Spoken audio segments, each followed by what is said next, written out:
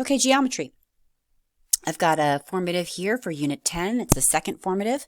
So it's asking the measure of the arc indicated with the question mark. All right, so if the measure of CDE is 64 degrees, and that's on the diagram. So we're asked to find the measure of the arc right here. So that's 64 degrees. That makes this, arc 128, because we know we multiply by 2 to get the measure of that arc. And then we subtract that from 360 to get the measure of this purple arc here, and that is 232. Okay, number 2. So here we have two chords that intersect not in the center. So that means the average of these two arcs is 10x minus 10. So the average of 125 and 55 is 10x minus 10. So then we go ahead and solve. I'm going to multiply both sides by 2. So I'm going to get 125 plus 55 is 180 equals, now when I multiply the other side by 2, I'm going to do, that's going to be 20x minus 20. And then I'm going to add 20 to both sides, and I'm going to get 200 equals 20x. So that means, boom, that means that x equals 10.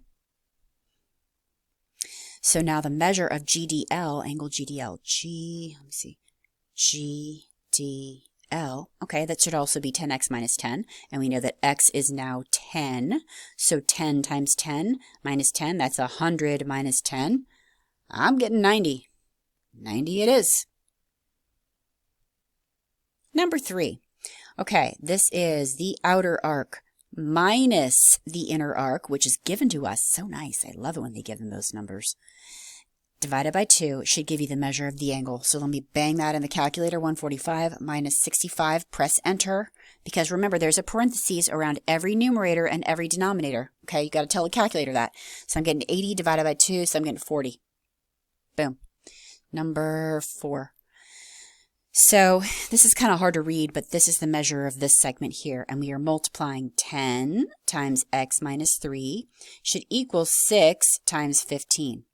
All right, so this is 10x minus 30 equals, what's 15 times 6? 90, add 30,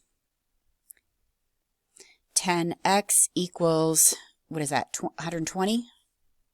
Divide by 10, divide by 10. I'm getting x is 12. Boom! Number 5. Okay, this is the exterior part of the segment times the entire length. In this case, it's x plus 8 plus 12. That's the entire length of this segment. Equals the other side times the entire length is the same thing as itself.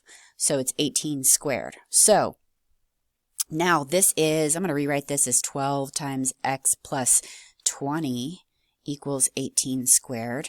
I'm going to rewrite this now, distribute 12x plus 12 times 2 is 24, and then add a 0. And now what's 18 squared? 324. So 324 minus 240, and then divide by 12. And I'm getting, for number 5, the value of x is 7. All right, choose the correct equation for a circle with the center at x minus 14. So that's going to be, in the formula, there's a minus, x minus, and then it's negative 14. So that's a plus. So I can just cross out those two. Oh, wait, is there only one with a plus? X plus 14 squared plus x, and then 6 is, there's a minus in the formula. So that's x minus 6 squared equals 16, because this is the radius squared. I mean, this is the only one. Done. Number 7. Oh, shoot. Let me move this up so I can see the equation. Choose the correct graph for the circle with the equation. All right, so the center should be at -1, -3. So let's see. -1, -3. That looks right. -1, -3. That looks right. That is not negative 1, negative 3. That is not negative 1, negative 3. Okay, and the radius should be, that's the radius squared, that 9. So that means the radius should be 3. So let's find one where we've got a radius of 3. It looks like this is it to me. So the answer to number 7 is B. And we are done. Peace out.